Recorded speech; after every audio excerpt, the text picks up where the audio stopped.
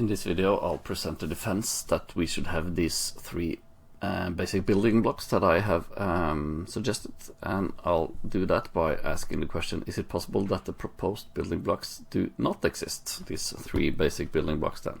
Well, let's start with an undeniable fact, namely that something happens. This is undeniable because if you try to deny it, well, then something happens also when you deny it. So it's self-contradictory to say that something does not happen, because something happens when you say that something does not happen. But if something happens, then, well, something must exist, and I've called that for the values. Something must happen, and I've called that for actualization. And of course it must also happen somewhere, because it can't be the case that something happens but it doesn't happen anywhere. And this somewhere is what I call the field. In the book I discuss this view with alternative theories and look at their building blocks, and I try to show them that these building blocks can be reduced to what I call values, actualizations, and field. But usually they add more as well, and then I argue that it's easiest just to go for these three basic building blocks. One could object, well, isn't it easier just to say that God is the one basic building block that explains everything else? Wouldn't that be simpler? Well, if you believe that God is the basic building blocks, you would still say that, well, God has a being, which is in certain ways, God has these and these properties that would correspond to what I call the values. And you will say God has power if you want to say that, well, God has created everything else, and that would be what I've called actualization. And of course God would also be thought of as being somewhere. God is typically said to have omnipresence, and that would correspond to what I've called the field.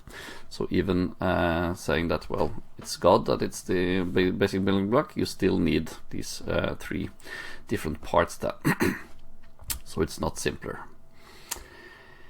If it's the case that you can't deny that there are these basic building blocks, that seems to create another problem, namely that the theory is unfalsifiable. Usually we say that we don't want a theory which is unfalsifiable, a theory which you cannot reject, and that's a classic principle from Popper, etc., saying that, well, there are many poor theories, for instance, that there's this invisible teapot outside of the multiverse that no one can discover, or this secret organization hiding all evidence that no one can find, etc.